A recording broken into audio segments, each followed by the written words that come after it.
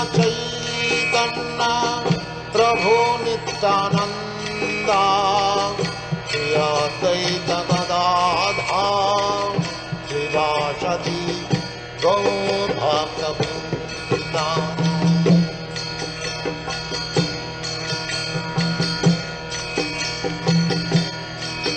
हरे कृष्ण कृष्ण कृष्ण हरे हरे हरे राम राम राम हरे हरे। वासुदेवाय ओम नमो भगवते वासुदेवाय ओम नमो भगवते वासुदेवाय। नामश्रेष्ठं मनुमपि शचिपुत्रमत्र स्वरूपं रूपं तस्याग्रजमुरुपुरीं माधवीं गोष्ठवतीं राधाकुण्डं गिरिवरमहो राधिका माधवसां प्राप्तो यस्य प्रथितकृपया ശ്രീഗുരും തം നതോസ്മി. നമ്മൾ ഇന്ന് കാണാൻ പോകുന്നത്, പ്രവേശിക്കുന്നത് മധ്യലീലയിലെ 3-ാമത്തെ അധ്യായത്തിലേക്കാണ്. മധ്യലീലയിലെ 3-ാമത്തെ അധ്യായം എന്ന് പറയുന്നത് ശ്രീ ചൈതന്യ മഹാപ്രഭു സന്യാസം സ്വീകരിച്ചതിന് ശേഷം അദ്വൈതാചാര്യൻ്റെ വീട്ടിൽ ചിലവഴിച്ച ആ സമയവും അവിടെ ഉണ്ടായ സംഭവങ്ങളെ കുറിച്ചിട്ടുമാണ് മധ്യലീലയിലെ 3-ാമത്തെ അധ്യായം. കൃഷ്ണദാസ കവിരാജ ഗോസ്വാമി അതിനെക്കുറിച്ച് വർണ്ണിക്കുന്നത്. വളരെ ഹൃദയസ്പർശിയായ അനേകം സന്ദർഭങ്ങൾ ഈ അധ്യായത്തിൽ വരുന്നതുമുണ്ട്. ചൈതന്യ മഹാപ്രഭു സന്യാസം സ്വീകരിച്ചതിന് ശേഷം അദ്ദേഹം കത്വ എന്ന് പറയുന്ന സ്ഥലത്ത് വച്ചിട്ടാണ് സന്യാസം സ്വീകരിക്കുന്നത്. അതിനുശേഷം സന്യാസ സ്വീകാരത്തിന് ശേഷം മഹാപ്രഭു വൃന്ദാവനത്തിലേക്ക് പോകുവാൻ വേണ്ടി തയ്യാറെടുത്തു. ആ വൃന്ദാവനത്തിലേക്ക് പോകാനായിട്ട് മഹാപ്രഭു കത്വയിൽ നിന്നും പുറപ്പെടുകയും പക്ഷേ അവിടെ അദ്ദേഹത്തിന് എത്തിപ്പെടാൻ കഴിയാതെ വരികയും ചെയ്തു. അതിന് പ്രധാനമായിട്ടും കാരണമായത് നിത്യാനന്ദ പ്രഭുവാണ്. എന്തുകൊണ്ടെന്നാൽ നിത്യാനന്ദ പ്രഭുവിന് സന്യാസത്തിന് ശേഷം ഒരിക്കൽ എങ്കിലും മഹാപ്രഭുവിനെ തിരിച്ച് ഇങ്ങോട്ടേക്ക് ബംഗാളിലേക്ക് കൊണ്ടുവരണം എന്ന ആഗ്രഹമുണ്ടായിരുന്നത് കൊണ്ടിട്ടാണ് നിത്യാനന്ദ പ്രഭു ഇങ്ങനെ ഒരു ക്രമീകരണം നടത്തുകയും അപ്രകാരം മഹാപ്രഭുവിനെ അദ്വൈതാചാര്യൻ്റെ അടുത്തേക്ക് മടക്കി കൊണ്ടുവരികയും അവിടെ ഏതാനും നാളുകൾ മഹാപ്രഭു ചിലവഴിച്ചതിന് ശേഷമാണ് മഹാപ്രഭു ശച്ചിമാതാവിൻ്റെ അനുവാദത്തോടെയും അനുഗ്രഹത്തോടെയും കൂടി തൻ്റെ സന്യാസാശ്രമധർമ്മം നിറവേറ്റുവാൻ വേണ്ടിയിട്ട് ജഗന്നാഥപുരിയിലേക്ക് പോകുന്നത്. അപ്പോൾ ചൈതന്യ മഹാപ്രഭുവിനെ വന്ദിച്ചുകൊണ്ടാണ് 3-ാമത്തെ അധ്യായവും കൃഷ്ണദാസ കവിരാജ ഗോസ്വാമി തുടങ്ങുന്നത്. ന്യാസം വിധായോത് പ്രണയോ അഥ ഗൗരോ വൃന്ദാവനം ഗന്തുമനാ ഭ്രമാദ്യ രാധേ ഭ്രമൻ ശാന്തിപുരിം അയിത്വ ലലാസ ഭക്തൈർ ഇഹതം നതോസ്മി. ശ്രീ ചൈതന്യ മഹാപ്രഭു സന്യാസം സ്വീകരിച്ചതിന് ശേഷം അദ്ദേഹം ഭഗവാൻ ശ്രീകൃഷ്ണനോടുള്ള അതീവ പ്രേമം മൂലം വൃന്ദാവനം ഗന്തുമനാഭ്രമാദ്യ, അതായത് വൃന്ദാവനത്തിലേക്ക് പോകണമെന്ന് മനസ്സുകൊണ്ട് തീരുമാനിക്കുകയും പക്ഷേ അദ്ദേഹത്തിന് ആനന്ദാതിരേകം കൊണ്ട് വഴിതെറ്റിപ്പോവുകയും രാധാദേശം എന്ന് പറയുന്ന സ്ഥലത്തിലൂടെ അദ്ദേഹം അലഞ്ഞു തിരിഞ്ഞ് നടക്കുകയും പിന്നീട് ശാന്തിപൂർ എന്ന് പറയുന്ന അദ്വൈതാചാര്യൻ്റെ ഗൃഹത്തിലേക്ക് വരികയും അവിടെ ഭക്തന്മാരോടൊപ്പം മഹാപ്രഭു ആനന്ദിക്കുകയും ചെയ്തു. ആ ചൈതന്യ മഹാപ്രഭുവിനെ ഞാൻ വന്ദിക്കുന്നു എന്നാണ് കൃഷ്ണദാസ കവിരാജ ഗോസ്വാമി പറയുന്നത്. മഹാപ്രഭുവിൻ്റെ 24 വയസ്സ് പൂർത്തിയാകുന്ന സമയത്താണ് മാഘമാസത്തിലെ ശുക്ലപക്ഷത്തിൽ ശ്രീ ചൈതന്യ മഹാപ്രഭു സന്യാസം സ്വീകരിക്കുന്നത്. അതിനെക്കുറിച്ചിട്ട് ഇവിടെ വളരെ സംക്ഷിപ്തമായിട്ട് ഒറ്റ ശ്ലോകത്തിൽ മാത്രമേ സന്യാസം സ്വീകരിച്ചു, അതിനുശേഷം വൃന്ദാവനത്തിലേക്ക് പുറപ്പെട്ടു എന്ന് മാത്രമേ പറയുന്നുള്ളൂ. സന്യാസ സ്വീകാരം വേറൊരിടത്ത് കൃഷ്ണദാസ കവിരാജ ഗോസ്വാമി ചർച്ച ചെയ്യുന്നുണ്ട്. അപ്പോൾ സന്യാസം സ്വീകരിച്ചതിന് ശേഷം മഹാപ്രഭു സ്വീകരിച്ചത് ഏകദണ്ഡ സന്യാസമാണെങ്കിലും മഹാപ്രഭു സന്യാസം സ്വീകരിച്ചതിന് ശേഷം വൃന്ദാവനത്തിലേക്ക് പോകുന്ന വഴിക്ക് അദ്ദേഹം ഉരുവിട്ടുകൊണ്ടുപോയ ശ്ലോകം എന്ന് പറയുന്നത് ശ്രീമദ് ഭാഗവതം 11-ാം സ്കന്ധത്തിലെ 23-ാമത്തെ അധ്യായമായ അവന്തി ബ്രാഹ്മണൻ്റെ ഗീതം എന്ന് പറയുന്ന അധ്യായത്തിലെ ഒരു ശ്ലോകമാണ് മഹാപ്രഭു ഉരുവിട്ടുകൊണ്ടുപോയത്. ഏതാം സ ആസ്ഥായ പരാത്മനിഷ്ഠം അധ്യാസിതം പൂർവതമൈർ മഹദ്ഭിഃ അഹം തരിഷ്യാമി ദുരന്തപാരം തമോ മുകുന്ദാംഗ്രി നിഷേവയൈവ. ഇതാണ് ആ ശ്ലോകം. ഇത് ശ്രീമദ് ഭാഗവതത്തിലെ ആ അവന്തി ബ്രാഹ്മണൻ എന്ന് പറയുന്ന അവന്തി ബ്രാഹ്മണൻ്റെ ചരിത്രം ഒരു പക്ഷേ നിങ്ങൾക്ക് എല്ലാവർക്കും അറിയാമായിരിക്കാം. ഈ അവന്തി എന്ന് പറയുന്ന അവന്തിപുരത്തിൽ ഒരു ബ്രാഹ്മണൻ ഉണ്ടായിരുന്നു. അയാൾ ഒരു കാലഘട്ടത്തിൽ വളരെ ധനികനായിരുന്നു. പക്ഷേ ഏറ്റവും വലിയ കൃപണനായിരുന്നതുകൊണ്ട് അയാൾക്ക് പ്രായമായപ്പോൾ അയാളുടെ കുടുംബാംഗങ്ങളെല്ലാവരും ഇറക്കി വിടുകയും അങ്ങനെ അയാളൊരു അവധൂതനായി തീരുകയും ചെയ്തു. ആ അവന്തി ബ്രാഹ്മണൻ്റെ ഗീതം എന്ന് പറയുന്നത് ശ്രീമദ് ഭാഗവതത്തിലെ വിരക്തി എന്താണ് എന്നുള്ളതിനെ നമ്മളെ ഉണർത്തുവാൻ വേണ്ടിയിട്ടുള്ള ഒരു ഭാഗമാണ് അവന്തി ബ്രാഹ്മണൻ്റെ ഗീതം എന്ന് പറയുന്നത്. മാത്രമല്ല ശ്രീ ചൈതന്യ മഹാപ്രഭു ഈ ഒരു പ്രത്യേക ശ്ലോകം എടുത്തു പറഞ്ഞു എന്നുള്ളതിനാൽ ഗൗഡീയ വൈഷ്ണവ സന്യാസികളെല്ലാവരും സന്യാസം സ്വീകരിക്കുമ്പോൾ അവരെല്ലാവരും ഈ അവന്തി ബ്രാഹ്മണൻ്റെ ഗീതം വളരെ നിഷ്കർഷയോടുകൂടി പഠിക്കാറുണ്ട്. എന്തുകൊണ്ടെന്നാൽ അതിൽ ഒരു സന്യാസിക്ക് എന്തെല്ലാമാണോ വേണ്ടുന്നത് അതിനെല്ലാം കുറിച്ചിട്ടുള്ള സൂചനകൾ ആ 11-ാം സ്കന്ധത്തിലെ 23-ാമത്തെ അധ്യായത്തിലുണ്ട്. അപ്പോൾ ഇതിനെക്കുറിച്ചിട്ട് പ്രഭുപാദർ പറയുന്നത് ഇത് ചൈതന്യ മഹാപ്രഭു എല്ലാവർക്കും ഒരു സൂചന നൽകിയിരിക്കുകയാണ്. എന്താണ്? തമോ മുകുന്ദാംഗ്രി നിഷേവയൈവ. അതായത് ഞാൻ എങ്ങനെയും അഹം തരിഷ്യാമി ദുരന്തപാരം തമോ, തമസ്സിൻ എന്ന് പറയുന്ന ഈ ദുരന്തപാരത്തെ ഞാൻ എങ്ങനെയെങ്കിലും തരിഷ്യാമി, ഞാൻ തരണം ചെയ്യും. എങ്ങനെ? മുകുന്ദാംഗ്രി നിവേശയ, അതായത് ഭഗവാൻ മുകുന്ദൻ്റെ അംഗ്രികളെ ഞാൻ സേവിച്ചുകൊണ്ട് എപ്രകാരമാണോ അധ്യാസിതം പൂർവതമൈർ മഹദ്ഭി, മുൻപുണ്ടായിരുന്ന മഹത്തുക്കളെല്ലാം എങ്ങനെയാണോ ചെയ്തത് അതുപോലെ ഞാൻ ഏതാം സ ആസ്ഥായ പരാത്മനിഷ്ഠം. അതായത് പരാത്മനിഷ്ഠം എന്ന് പറഞ്ഞാൽ ഒരു ത്രിദണ്ഡി സന്യാസിയെ സംബന്ധിച്ചിടത്തോളം അയാൾ പൂർണ്ണമായും പരാത്മനിഷ്ഠനായിരിക്കണം. എന്ന് പറഞ്ഞാൽ മനസ്സും ശരീരവും ജീവിതവും പൂർണ്ണമായി മുകുന്ദന് വേണ്ടിയിട്ട് ഏതൊരുവൻ ഒഴിഞ്ഞു വച്ചിരിക്കുന്നുവോ അവനെയാണ് യഥാർത്ഥത്തിൽ സന്യാസി എന്ന് പറയുന്നത്. അപ്പോൾ ഈ സന്യാസത്തെക്കുറിച്ചിട്ടും പ്രഭുപാദർ ഇവിടെ എടുത്ത് പറയുന്നുണ്ട്. എപ്രകാരമാണ് ഈ സന്യാസം സ്വീകരിക്കുന്ന സമയത്ത് സന്യാസി 3 ദണ്ഡങ്ങൾ സ്വീകരിക്കുന്നത് എന്ന്. അതായത് മനസ്സുകൊണ്ടും ശരീരം കൊണ്ടും ആത്മാവ് കൊണ്ടും പൂർണ്ണമായും ഭഗവാനെ സേവിക്കുക, ആ സേവനത്തിൽ മാത്രം ഏർപ്പെടുക എന്നുള്ളതാണ് ഒരു സന്യാസിയെ സംബന്ധിച്ചിടത്തോളം ഏറ്റവും പ്രധാനപ്പെട്ട കാര്യം. അത് ഒരു സന്യാസി എല്ലായ്പ്പോഴും സ്മരിക്കുവാൻ വേണ്ടിയിട്ടാണ് ആ 3 ദണ്ഡങ്ങൾ ചേർത്ത് 3 മുളക്കൊമ്പുകൾ ചേർത്ത് കെട്ടിയിട്ടുള്ള സന്യാസദണ്ഡം നൽകുന്നത്. അതിനോടൊപ്പം നിങ്ങൾ ശ്രദ്ധിച്ചിട്ടുണ്ടെങ്കിൽ കാണാൻ പറ്റും ഗൗഡീയ വൈഷ്ണവ സന്യാസിമാരുടെ ദണ്ഡത്തിൻ്റെ മുകളിൽ വേറെ ചെറിയ ഒരു തടിക്കഷ്ണവും കൂടെ അതിൻ്റെ കൂടെ വച്ച് കെട്ടിയിട്ടുണ്ടാകും. അതിനെ ജീവദണ്ഡം എന്നാണ് പറയുന്നത്.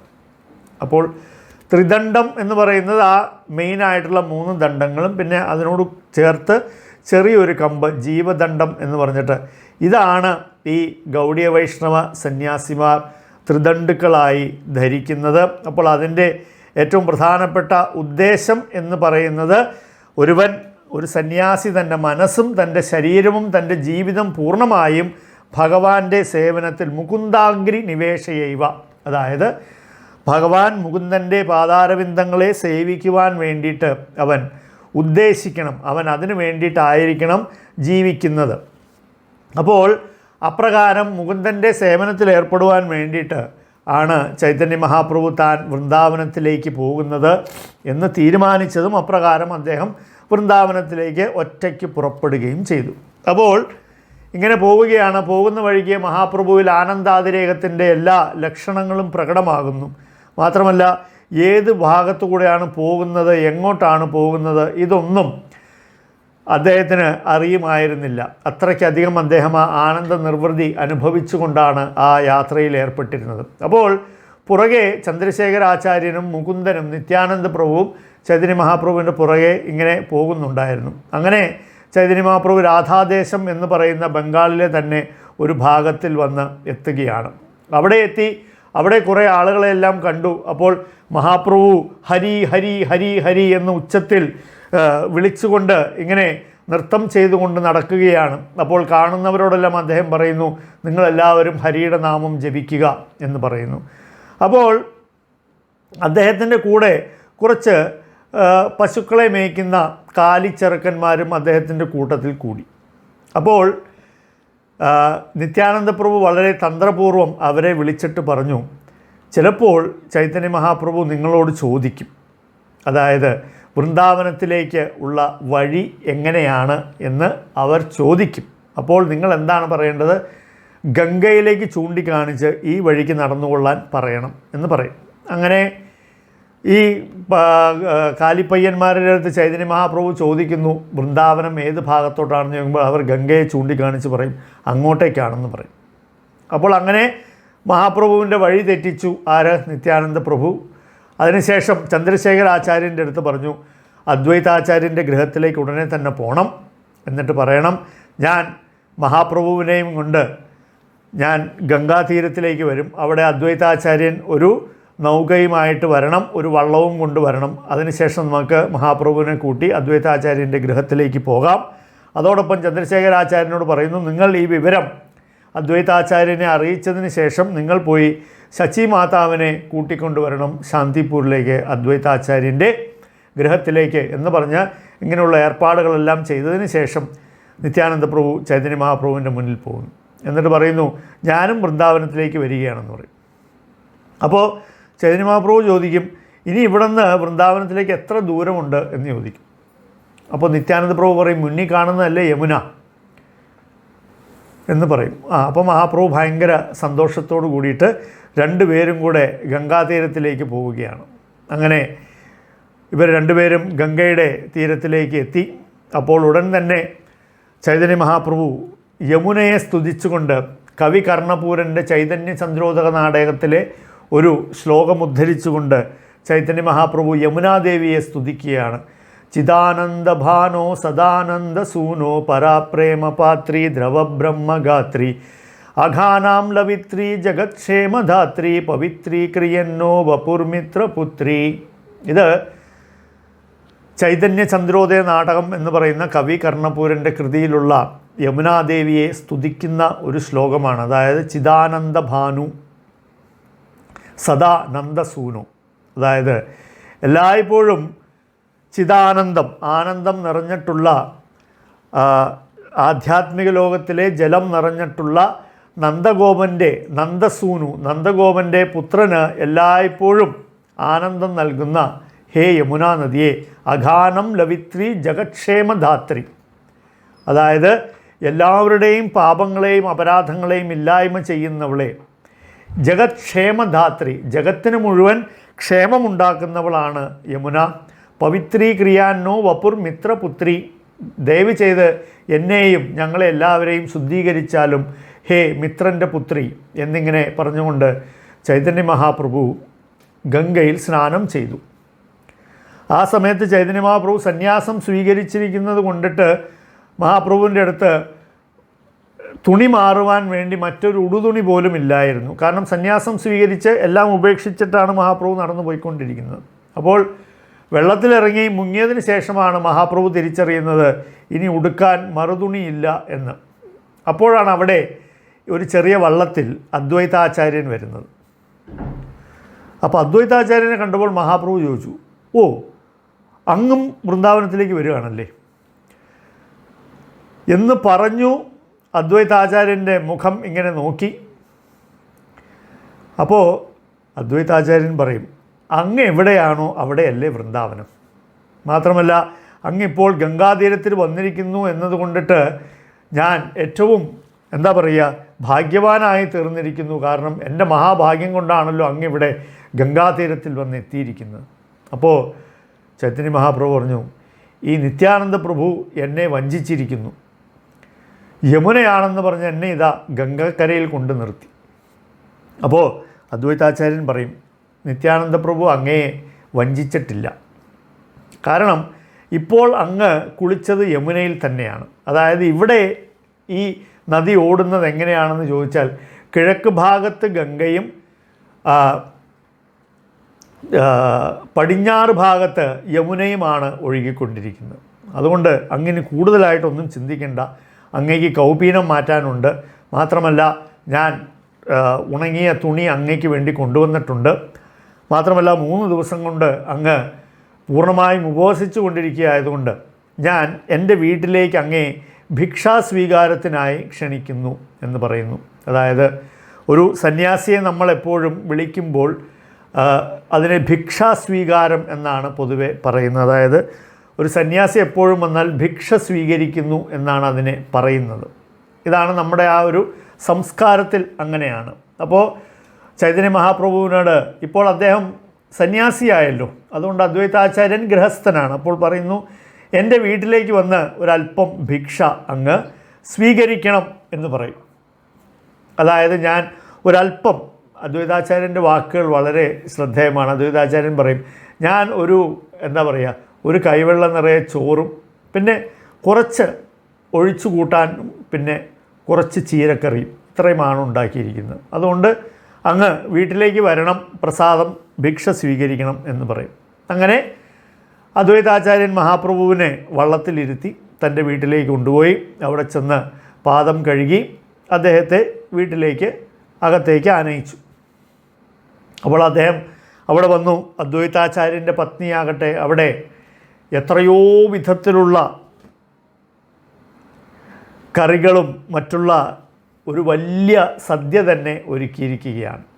എന്നിട്ട് ആ വലിയ സദ്യ ഒരുക്കിയിരുന്നത് അദ്വൈതാചാര്യൻ 3ആയി ഭാഗിച്ചു. അതായത് എത്രയാണോ മൊത്തമായിട്ട് നിവേദ്യത്തിനായിട്ട് ഉണ്ടാക്കിയിരിക്കുന്നത് 3 തുല്യ ഭാഗങ്ങളായിട്ട് ഭാഗിച്ചിട്ട് ഭഗവാൻ ശ്രീകൃഷ്ണന് വേണ്ടത് ഒരു താലത്തിൽ വച്ച് ഭഗവാൻ ശ്രീകൃഷ്ണന് വിഷ്ണുവിന് നിവേദിക്കാനുള്ള നിവേദ്യം അങ്ങനെ വച്ചു. പിന്നെ ബാക്കിയുള്ളത് 2 ഭാഗങ്ങളായിട്ട് 2 തൂശനിലയിൽ വിളമ്പുകയും, അത് കൃഷ്ണദാസ കവിരാജ ഗോസ്വാമി അതിഗംഭീരമായിട്ട് വർണ്ണിക്കുന്നുണ്ട്. എങ്ങനെയാണ് ഇത് വിളമ്പിയിരിക്കുന്നത്, എങ്ങനെയാണ് നടുവിൽ ചോറ് വച്ചിരിക്കുന്നത്, അതിൻ്റെ നടുവിൽ കുഴിച്ചിട്ട് എപ്രകാരം നല്ല മഞ്ഞ നിറത്തിലുള്ള നെയ്യ് അതിലൊഴിച്ചിരിക്കുന്നു.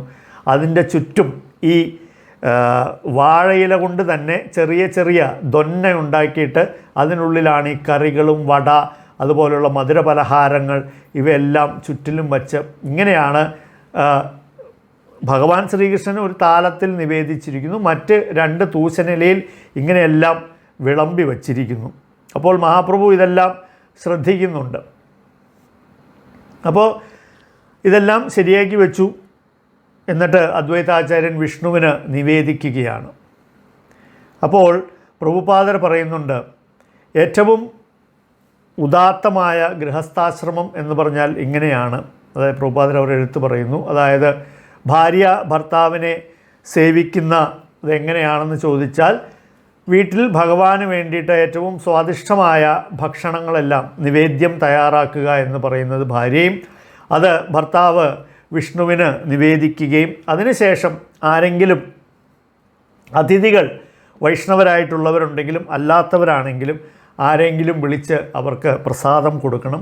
അതിനുശേഷം ഗൃഹനാഥനും ഗൃഹനാഥയും പ്രസാദം സ്വീകരിക്കണം. ഇങ്ങനെയെല്ലാം ഉള്ളതാണ് ഏറ്റവും ഐഡിയൽ വർണ്ണാശ്രമ ശ്രീല പ്രഭുപാദർ പറയുന്നുണ്ട്. അതായത് ഏറ്റവും മാതൃകാപരമായ ഒരു ഗൃഹസ്ഥാശ്രമം എന്ന് പറയുന്നത് ഇങ്ങനെയാണ്. അപ്പോൾ ഇവിടെ അദ്വൈതാചാര്യനെ കൃഷ്ണദാസ കവിരാജ ഗോസ്വാമി പറയുന്നുണ്ട്, ഒരു ഏറ്റവും മാതൃകാപരമായ ഗൃഹസ്ഥൻ എന്ന് പറഞ്ഞാൽ അദ്വൈതാചാര്യനാണ്. അപ്പോൾ ഇങ്ങനെ ആരതിയെല്ലാം കഴിഞ്ഞു. അതിനുശേഷം ഞാനീ പറഞ്ഞതുപോലെ ഇവരെ 2 പേരെയും വിളിച്ച് അദ്ദേഹം ഇരുത്തുകയാണ്. ഈ ഇതിനെ വളരെ ചുരുക്കമായിട്ട് പറയുകയാണെങ്കിൽ 45-ാമത്തെ ശ്ലോകം മുതൽ 57-ാമത്തെ ശ്ലോകം വരെ ഈ അധ്യായത്തിൽ സീതാമാതാവ് ഉണ്ടാക്കിയിരിക്കുന്ന വിവിധ വ്യഞ്ജനങ്ങളുടെ വർണ്ണനയാണ് കേട്ടോ. അപ്പോൾ താല്പര്യമുള്ളവർക്ക് 45 മുതൽ 57 വരെ ശ്ലോകങ്ങൾ വായിച്ചാൽ അറിയാം ചൈതന്യ മഹാപ്രഭുവിന് അദ്വൈതാചാര്യൻ്റെ ഭാര്യയായ സീതാ ഠാക്കൂറാണി എന്തെല്ലാമാണ് ഉണ്ടാക്കിയിരുന്നതെന്ന്. 10-12 ശ്ലോകം വായിക്കുമ്പോഴേക്കും ഏകാദശിയുടെ ദിവസമൊന്നും ഈ ശ്ലോകം വായിക്കാതിരിക്കുന്നതാവും കുറച്ചുകൂടെ നല്ലത്. കാരണം നമ്മുടെ വ്രതം ഏതാണ്ട് പോയി കിട്ടും. എനിക്കങ്ങനെ ഓൾറെഡി സംഭവിച്ചു കഴിഞ്ഞു. അപ്പോൾ അത്രയും സ്വാദിഷ്ടമായിട്ടുള്ള പല വിധത്തിലുള്ള നിവേദ്യങ്ങളെല്ലാമാണ് തയ്യാറാക്കിയിരിക്കുന്നത്. അപ്പോൾ ഇത്രയും എല്ലാം തയ്യാറാക്കി വച്ചിട്ടാണ് ഈ അദ്വൈതാചാര്യൻ മഹാപ്രഭുവിനോടും നിത്യാനന്ദ പ്രഭുവിനെയുമാണ് ക്ഷണിച്ചിരിക്കുന്നത്. അപ്പോൾ ഭോഗാരതി കഴിഞ്ഞു. അതിനുശേഷം ഭഗവാന് ശയനത്തിനുള്ളതെല്ലാം അദ്വൈതാചാര്യൻ തയ്യാറാക്കി, അതായത് വീട്ടിലുള്ള വിഷ്ണു വിഗ്രഹത്തിന്. അതിനുശേഷം രണ്ടുപേരെയും വിളിച്ച് പറയുകയാണ് പ്രസാദത്തിന് വരൂ എന്ന് പറയും. അപ്പോൾ അവരെന്ത് ചെയ്യും? അവർ മുകുന്ദനെയും ഹരിദാസിനെയും കൂടെ വിളിക്കും. നിങ്ങൾ രണ്ടുപേരും വരൂ എന്ന് പറയും. അപ്പോൾ മുകുന്ദൻ പറയും എനിക്ക് കുറച്ച് ജോലിയുണ്ട്, ഞാനതുകൊണ്ട് പ്രസാദം പിന്നീട് ഗ്രഹണം ചെയ്തു കൊള്ളാം എന്ന് പറയും. ഹരിദാസ് ഠാക്കൂർ പറയും ഞാൻ ഏറ്റവും വലിയ പാപിയാണ്, പാപിഷ്ട അധമാമി ഹരിദാസ് ഠാക്കൂർ പറയും. അതുകൊണ്ട് ഞാൻ പുറത്തിരുന്നു കൊണ്ട് ഒരു കൈവെള്ള നിറയെ നിങ്ങൾ തരുന്നത് ആ ഭിക്ഷ മാത്രം ഞാൻ സ്വീകരിച്ചോളാം എന്ന് പറയും. ഹരിദാസ് ഠാക്കൂറിനെ കുറിച്ചിട്ട് പറയുകയാണെങ്കിൽ നമുക്കെല്ലാവർക്കും അറിയാം അദ്ദേഹത്തിൻ്റെ വിനമ്രത എത്രമാത്രമാണെന്ന്. അദ്വൈതാചാര്യൻ അദ്ദേഹത്തെ ഒരു ബ്രാഹ്മണരിൽ തന്നെ ഏറ്റവും ശ്രേഷ്ഠനായി അംഗീകരിച്ചിട്ടുണ്ടെങ്കിൽ പോലും അദ്ദേഹം ഈ പറയുന്ന ഒരു വേദികളിലും ഇവരോടൊപ്പം വരാറില്ല. എന്തുകൊണ്ടാണെന്നാൽ അദ്ദേഹം എല്ലായ്പ്പോഴും തന്നെ ഏറ്റവും ഒരു അധമനായ വ്യക്തിയായിട്ടാണ് എല്ലായ്പ്പോഴും സൂചിപ്പിച്ചുകൊണ്ടിരുന്നത്. അതുകൊണ്ട് അദ്ദേഹവും പറയും ഞാനും വരുന്നില്ല എന്ന് പറയും. അപ്പോൾ ചൈതന്യ മഹാപ്രഭു പറയും ഇത്രയും നല്ല ഈ ഗൃഹസ്ഥരിങ്ങനെ ചെയ്യുന്ന ഐച്ചയന്നയെ കൃഷ്ണക്കെ കരായ ഭോജന ജന്മേ ജന്മേ ശിരേധരോൺ തൻഹാര ചരണ. അപ്പോൾ ഇത് നമ്മുടെ നിവേദ്യം തയ്യാറാക്കുന്ന എല്ലാവർക്കും ഏറ്റവും ചൈതന്യ മഹാപ്രഭു നൽകുന്ന ഏറ്റവും വലിയ ഒരു പ്രോത്സാഹനമാണ്. അതായത് ചൈതന്യ മഹാപ്രഭു പറയുകയാണ് ഏതൊരു വ്യക്തി ഭഗവാൻ ശ്രീകൃഷ്ണന് ഇത്രയും സ്വാദിഷ്ടമായ നിവേദ്യങ്ങൾ തയ്യാറാക്കി നിവേദിക്കുന്നുവോ അവൻ്റെ അത്തരത്തിൽ നിവേദ്യം തയ്യാറാക്കുന്നവരുടെ 2 കാലുകളും ഞാനെടുത്ത് എൻ്റെ ശിരസിൽ വയ്ക്കും എന്ന് ചൈതന്യ മഹാപ്രഭു പറയുന്നു. അപ്പോൾ നമുക്ക് പലപ്പോഴും തോന്നും ഈ നിവേദ്യം തയ്യാറാക്കൽ എന്ന് പറയുന്നത് അത്രയ്ക്ക് ഒരു ഉദാത്തമായ സേവയായിട്ട് നമ്മളിൽ പലർക്കും തോന്നാറില്ല. അല്ലെങ്കിൽ ആരെങ്കിലും ആ സേവ ചെയ്യുന്നവരോടും നമുക്ക് വലിയ ഒരു പ്രതിപത്തി പലപ്പോഴും തോന്നിയില്ല എന്ന് വന്നേക്കാം. പക്ഷേ ഇവിടെ ചൈതന്യ മഹാപ്രഭു ഇത്രയും ഇവർ കൃഷ്ണന് ഭോജനത്തിന് അയച്ചേ അന്നയെ കൃഷ്ണക്കെ കരയ ഭോജന, അതായത് കൃഷ്ണന് ഭുജിക്കുവാൻ വേണ്ടിയിട്ട് ഇത്രയും ഉണ്ടാക്കുന്നവരെ ജന്മേ ജന്മേ ശിരേ ധരോൺ തൻഹാര ചരണ, അതായത് ജന്മജന്മാന്തരങ്ങളിലൂടെ ഞാൻ ഇവരുടെ കാലുകൾ എൻ്റെ തലയിൽ വയ്ക്കുമെന്ന് ചൈതന്യ മഹാപ്രഭു പറയുന്നു. എന്നിട്ട് ചൈതന്യ മഹാപ്രഭു വിചാരിച്ചു അദ്വൈതാചാര്യൻ എന്താണ് പറഞ്ഞത്, ഒരു പിടി അന്നവും ഒരല്പം ഒഴിച്ചു കൂട്ടാനും ഒരല്പം ചീരയും, ഇത് പറഞ്ഞാണ് വിളിച്ചുകൊണ്ട് വന്നിരിക്കുന്നത്. അപ്പോൾ ചൈതന്യ മഹാപ്രഭു വിചാരിക്കുന്നത് എന്താണെന്ന് വെച്ച് കഴിഞ്ഞാൽ ഇത്രയും എല്ലാം ഉണ്ടാക്കി വച്ചിരിക്കുന്നത് ഇത് എല്ലാവർക്കും വിതരണം ചെയ്യുവാൻ വേണ്ടിയിട്ടാണ്. അപ്പോൾ മഹാപ്രഭു പറയും അദ്വൈതാചാര്യനോട് എനിക്ക് ചെറിയ ഒരു ഇലക്കീറ്റ് തന്നാൽ ഞാൻ ഇതിൽ നിന്നും ഒരല്പം ഭിക്ഷ സ്വീകരിച്ചു കൊള്ളാം എന്ന് പറയും. അപ്പോൾ അദ്വൈതാചാര്യൻ കൈ പിടിച്ച് അവിടെ ഇരുത്തും, ആ തൂശനിലയുടെ മുന്നിൽ തന്നെ ഇരുത്തും. ഞാൻ നേരത്തെ പറഞ്ഞ ഇങ്ങനെ ചോറെല്ലാം വെച്ച് അതിൻ്റെ നടുവിലൊരു കുഴി കുഴിച്ച് അതിൽ നല്ല മഞ്ഞ നിറത്തിലുള്ള നെയ്യൊഴിച്ച് അതിൻ്റെ ചുറ്റും ഇത്രയും അധികം നിവേദ്യങ്ങളെല്ലാം വച്ചിട്ട് അദ്വൈതാചാര്യൻ പറയും ഇവിടെ ഇരിക്കൂ കഴിക്കൂ എന്ന് പറയും. അപ്പോൾ ചൈതന്യ മഹാപ്രഭു പറയും പ്രഭു കഹേ സന്യാസിര ഭക്ഷ്യനാഹേ ഉപകരണ ഇഹാ കഹിലെ കൈച്ചഹയ ഇന്ദ്രിയവാരണ. അപ്പോൾ മഹാപ്രഭു പറയും ഒരു സന്യാസി ഇങ്ങനെ ഭക്ഷണം കഴിച്ചിട്ടുണ്ടെങ്കിൽ പിന്നെ അവൻ എങ്ങനെയാണ് ഇന്ദ്രിയങ്ങളെ നിയന്ത്രിക്കാൻ കഴിയുക? അതായത് വൈഷ്ണവന്മാരെ സംബന്ധിച്ചിടത്തോളം തന്നെ വൈരാഗ്യവിദ്യ എന്ന് പറയുന്നതാണ് ചൈതന്യ മഹാപ്രഭു നമ്മളെ പ്രധാനമായിട്ടും പഠിപ്പിക്കുന്നത്. അപ്പോൾ പ്രത്യേകിച്ചും ഭക്തന്മാരോട് തന്നെ നമ്മൾ ഒരു ഭാഗത്ത് നമ്മുടെ ഈ ഗൗഡീയ വൈഷ്ണവ സമ്പ്രദായത്തിൽ പ്രസാദത്തിന് നമ്മൾ വളരെ പേര് കേട്ടവരാണെങ്കിൽ പോലും ചൈതന്യ മഹാപ്രഭു നിഷ്കർഷിച്ചിട്ടുള്ളത്, അതും തൻ്റെ ഏറ്റവും അടുത്ത ശിഷ്യന്മാരോടെല്ലാം മഹാപ്രഭു നിഷ്കർഷിച്ചിരിക്കുന്നത് ഒരിക്കലും നാവിന് കൂടുതൽ സ്വാദിഷ്ടമായിട്ടുള്ള ഭക്ഷണം ഒരു വൈഷ്ണവൻ കഴിക്കാൻ പാടില്ലെന്നാണ്. അപ്പോൾ ഇത് കേൾക്കുമ്പോൾ നമുക്ക് ഒരു ഞെട്ടലും ഒരു എന്താ പറയുക, എന്തോ ഒരു പൊരുത്തക്കേടുമൊക്കെ തോന്നും അല്ലേ?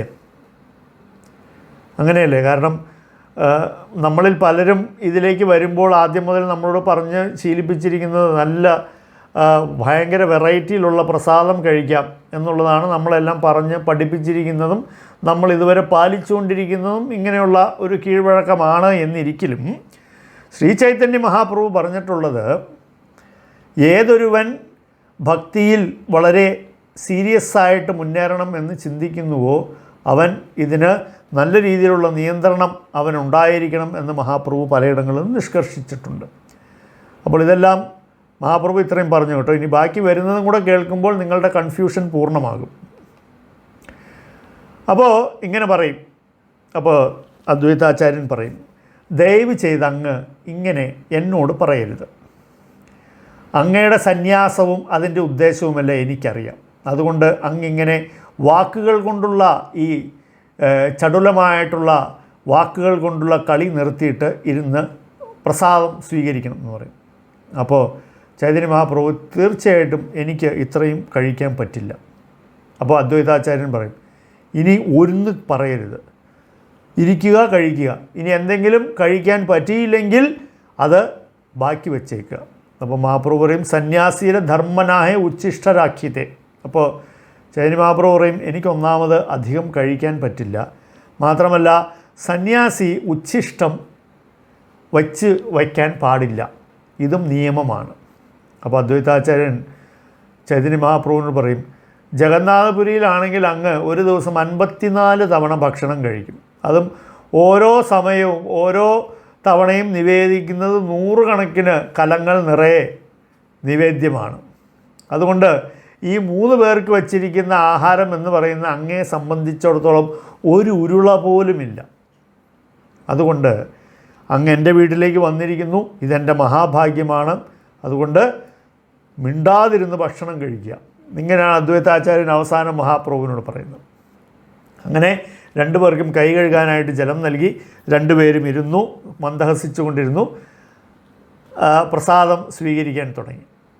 അപ്പോൾ ഇനി അങ്ങോട്ട് നിത്യാനന്ദ പ്രഭുവും അദ്വൈതാചാര്യനും തമ്മിലുള്ള സംഭാഷണമാണ്. അപ്പോൾ ഒരു ഭാഗത്ത് മഹാപ്രഭു പറഞ്ഞു, ഞാൻ സന്യാസം സ്വീകരിച്ചു, എനിക്കിങ്ങനെ ഭക്ഷണമൊന്നും കഴിക്കാൻ പാടില്ല, ഭക്ഷണം കഴിക്കുന്നത് സന്യാസിയുടെ ധർമ്മത്തിന് എതിരാണ്. ഇങ്ങേറ്റത്ത് വേറൊരാളിരിക്കുകയാണ്, തികഞ്ഞ അവധൂതൻ. പക്ഷേ സന്യാസിയാണോ എന്ന് ചോദിച്ചാൽ സന്യാസിയാണ്. ലക്ഷ്മീപതി തീർത്ഥൻ്റെ സന്യാസ ശിഷ്യനായിട്ടാണ് നിത്യാനന്ദ പ്രഭു കണക്കാക്കപ്പെടുന്നത്. അപ്പോൾ നിത്യാനന്ദ പ്രഭു അദ്വൈതാചാര്യനോട് പറയുന്നു, 3 ദിവസം കൊണ്ട് ഞാൻ പട്ടിണിയാണ്, ഇന്നും ഞാൻ പട്ടിണിയാകുന്ന ലക്ഷണമാണ്. അപ്പോൾ അദ്വൈതാചാര്യൻ പറയും, അങ്ങ് ഒരു ഭ്രഷ്ടനായ അവധൂതനാണ്, അങ്ങൊരു ഭ്രഷ്ടനായ അവധൂതനാണ്. ഞാനൊരു പാവപ്പെട്ട ഗൃഹസ്ഥനാണ്. അങ്ങ് ഒരു നേരം തന്നെ 30-40 കിലോ അരിയുടെ ചോറ് കഴിക്കുമെന്ന് എനിക്കറിയാം. പക്ഷേ അതിന് ഞാൻ എവിടെ പോകും? ഞാനൊരു പാവപ്പെട്ട ബ്രാഹ്മണൻ. അതുകൊണ്ട് അങ്ങ് വെറുതെ എന്നെ ഇങ്ങനെ ബുദ്ധിമുട്ടിക്കരുത് എന്ന് പറയും. അപ്പോൾ നിത്യാനന്ദ പ്രഭു പറയും, ഈ വച്ചിരിക്കുന്നത് കൊണ്ടിട്ട് എൻ്റെ വിശപ്പിന് ഒന്നുമേ ആകുകയില്ല. അപ്പോൾ അദ്വൈതാചാര്യൻ പറയും, അങ്ങനെ പറഞ്ഞിട്ട് ചോറൊന്നും വാരി എൻ്റെ മേൽ എറിയരുത് എന്ന് പറയും. അപ്പോൾ നിത്യാനന്ദ പ്രഭു ഭയങ്കര ദേഷ്യം വന്നതുപോലെ കുറച്ച് ചോറ് വാരി അദ്വൈതാചാര്യൻ്റെ മേലേക്ക് എറിയും. അപ്പോൾ അദ്വൈതാചാര്യൻ ആനന്ദാതിരേകം കൊണ്ട് തുള്ളിച്ചാടും. എന്നിട്ട് പറയും, ഇപ്പോൾ ഞാൻ ശുദ്ധീകൃതനായിരിക്കുന്നു എന്ന്.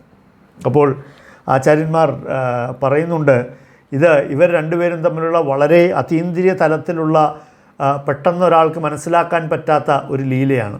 എന്തുകൊണ്ടെന്ന് വെച്ചാൽ അദ്വൈത ആചാര്യൻ ഒരു സ്മാർത്ഥ ബ്രാഹ്മണനാണ്. മനസ്സിലായില്ലേ? ഈ ലീലയ്ക്കകത്തുള്ള 3 പേരും ബ്രാഹ്മണ കുടുംബത്തിൽ ജനിച്ചിട്ടുള്ളവരാണ്. പക്ഷേ അവർ ആ കാലത്തുണ്ടായിരുന്ന സ്മാർത്ഥ ബ്രാഹ്മണരുടെ തെറ്റായ രീതികളെല്ലാം ഉപേക്ഷിച്ചിട്ടുള്ള 3 ആളുകളാണിവർ. അതുകൊണ്ടാണ് അദ്വൈതാചാര്യൻ തൻ്റെ പിതാവിൻ്റെ ശ്രാദ്ധത്തിന് ഹരിദാസ് ഠാക്കൂറിനെയാണ് ആ വിഷ്ണുവിന് നിവേദിച്ച ഇല കൊടുത്തത്. മനസ്സിലായില്ലേ? കാരണം ബ്രാഹ്മണർ ശ്രാദ്ധം ഊട്ടുമ്പോൾ വിഷ്ണുവിന് നിവേദിക്കുന്ന ഒരു ഇലയുണ്ട്, അതിലാണ് എല്ലാം വിളമ്പുന്നത്. എന്നിട്ട് അത് ശ്രാദ്ധത്തിന് ഏത് ബ്രാഹ്മണനെയാണോ ക്ഷണിച്ചിരിക്കുന്നത് അയാളുടെ കാല് കഴുകി അയാളെയാണ് ആ ഇലയിൽ ഇരുത്തി വിഷ്ണുവിൻ്റെ പ്രതിനിധിയായ അയാൾക്കാണ് ആ സദ്യ മുഴുവൻ വിളമ്പുന്നത്. അപ്പോൾ അദ്വൈതാചാര്യൻ്റെ പിതാവിൻ്റെ ശ്രാദ്ധത്തിന് കാല് കഴുകി ഊട്ടാൻ ക്ഷണിച്ചത് ഹരിദാസ് ഠാക്കൂറിനെയായിരുന്നു.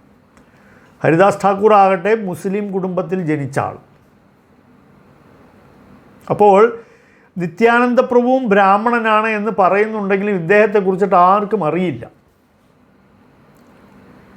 നിത്യാനന്ദ പ്രഭുവിൻ്റെ പൂർവികത്തെക്കുറിച്ചിട്ടോ ഇദ്ദേഹം എവിടെയാണ്, എന്ത് ചെയ്യുന്നു, ഇങ്ങനെയുള്ളതെല്ലാം നമ്മൾ പലയിടത്തായിട്ട് വായിച്ച് ഇതിനെ സ്വരുക്കൂട്ടുന്നുണ്ട്. പക്ഷേ ഈ ഒരു കാലഘട്ടത്തിൽ ഈ നിത്യാനന്ദ പ്രഭുവിനെ കുറിച്ചിട്ട് വളരെ ശുഷ്കമായ ഇൻഫർമേഷൻ മാത്രമാണ് ഉണ്ടായിരുന്നത്. ഇത് എവിടെ നിന്ന്, കാരണം 5 വയസ്സിൽ വീട് വിട്ടുപോയ ആളാണ്. പിന്നീട് എത്രയോ വർഷം എവിടെയൊക്കെയോ പോയിരുന്നു, ആർക്കും അറിയില്ല. പിന്നീട് പെട്ടെന്നൊരു ദിവസം ഇവർ രണ്ടുപേരും ചൈതന്യ മഹാപ്രഭുവും നിത്യാനന്ദ പ്രഭുവും കണ്ടുമുട്ടുന്നതാണ് പിന്നീട് നമ്മൾ തന്നെ അറിയുന്നത്. ചൈതന്യയിൽ മുഴുവൻ നിങ്ങളെടുത്ത് നോക്കിയാലും ഇങ്ങനെ കാണാൻ പറ്റുള്ളൂ. ഇതിനിടക്കാലം കൊണ്ട് ഇദ്ദേഹം എവിടെയെല്ലാം പോയി എന്തെല്ലാം ചെയ്തു ആർക്കും അറിയില്ല.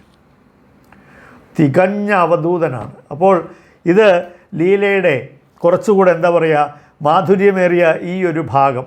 അപ്പോൾ പറയുകയാണ്, അദ്വൈതാചാര്യൻ പറയും, ഞാനൊരു പാവപ്പെട്ട ബ്രാഹ്മണൻ, അതുകൊണ്ട് ദയവ് ചെയ്ത് ഞാൻ തരുന്നത് ഭക്ഷിച്ചിട്ട് എഴുന്നേറ്റ് പൊക്കോളണം എന്ന് പറയും. അപ്പോഴാണ് നിത്യാനന്ദ പ്രഭു എടുത്തിട്ട് ചോറ് വാരി അദ്വൈതാചാര്യൻ്റെ മേലെ എറിയുന്നത്. പക്ഷേ യഥാർത്ഥത്തിൽ പ്രഭുപാദർ പറയുന്നുണ്ട്, അദ്വൈതാചാര്യൻ ഭ്രഷ്ട അവധൂതൻ എന്ന് വിളിക്കുന്നുണ്ട് നിത്യാനന്ദ പ്രഭുവിനെ. പക്ഷേ യഥാർത്ഥത്തിൽ അദ്ദേഹം ഉദ്ദേശിച്ചത് അങ്ങ് ഏറ്റവും ഉയർന്ന പരമഹംസനാണ് എന്നാണ്. കാരണം എന്താണെന്ന് വെച്ച് കഴിഞ്ഞാൽ ഒരു വിധിയോ ഒരു നിയമമോ നിത്യാനന്ദ പ്രഭുവിന് ബാധകമേ അല്ല.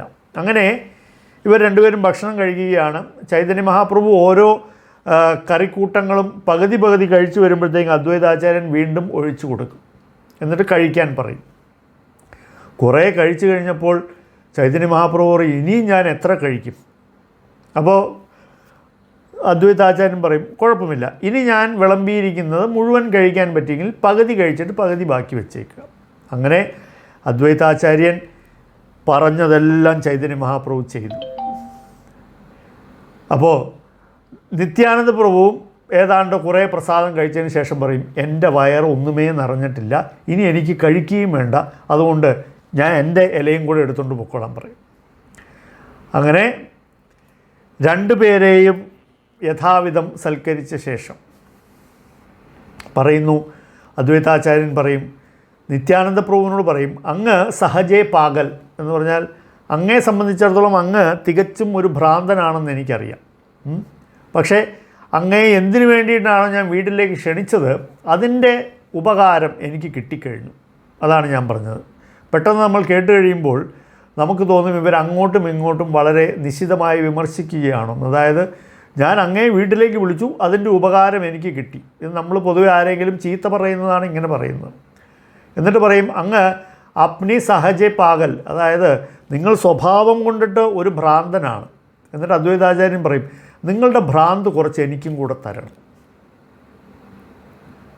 മനസ്സിലായില്ലേ? അതായത് അദ്വൈതാചാര്യൻ ഉദ്ദേശിക്കുന്നത് നിത്യാനന്ദ പ്രഭുവിന് എപ്രകാരമാണോ ഈ കൃഷ്ണപ്രേമം കൊണ്ടിട്ടുള്ള ആനന്ദാതിരേകത്തിൽ അദ്ദേഹം ഭ്രാന്ത് കാണിക്കുന്നത്, അദ്വൈതാചാര്യൻ പറയുകയാണ്, അതേ ഭ്രാന്താണ് എനിക്കും അങ്ങയിൽ നിന്നും വേണ്ടുന്നത്.